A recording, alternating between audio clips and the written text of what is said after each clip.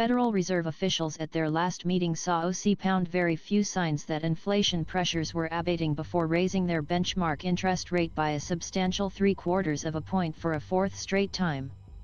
Rising wages, the result of a strong job market, combined with weak productivity growth, were Aussie pound inconsistent with the Fed's ability to meet its 2% target for annual inflation, the policymakers concluded, according to the minutes of their November 1st to 2nd meeting released Wednesday. But they also agreed that smaller rate hikes Aussie pound would likely soon be appropriate. The Fed is widely expected to slow its rate hikes to a half-point increase when it next meets in mid-December. At their meeting early this month, the Fed officials also expressed uncertainty about how long it might take for their rate hikes to slow the economy enough to tame inflation.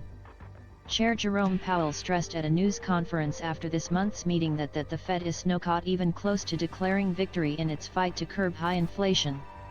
Still, some of the policymakers expressed hope that falling commodity prices and the unsnarling of supply chain bottlenecks Aussie pound should contribute to lower inflation in the medium term. Earlier this month, the government reported that price increases moderated in October in a sign that the inflation pressures might be starting to ease. Consumer inflation reached 7.7% in October from a year earlier and 0.4% from September. The year-over-year increase was the smallest rise since January. Wednesday's minutes revealed that Fed officials expected ongoing rate increases to be Aussie pound essential to keep Americans from expecting inflation to continue indefinitely.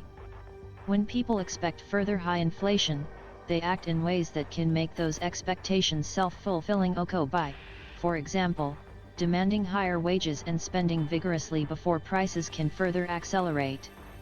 The Fed officials noted that employers were resisting layoffs even as the economy slowed, apparently Aussie pound keen to hold onto workers after a year and a half of severe labor shortages. The U.S. unemployment rate is 3.7%, just above a half-century low.